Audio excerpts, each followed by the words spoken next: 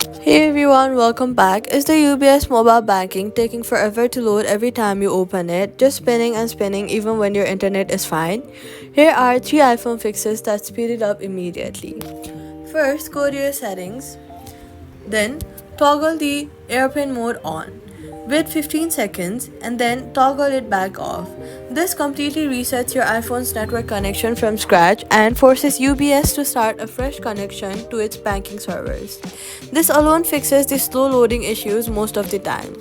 If it's still slow after that, then go to your settings and scroll down to the list of apps to find UBS Mobile Banking or just directly search for it. Here, tap on it and look for background app refresh. Toggle it on if it's off. Without this, UBS always starts loading completely from zero every time you open it, which makes it feel very slow.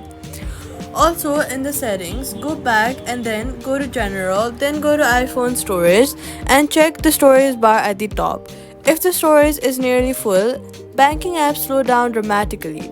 Tap offload app and on any unused apps to free up space quickly. So all you've got to do is go to airplane mode reset for the fresh network, background app refresh on for UBS, free up iPhone storage, UBS will load fast again, and that's it.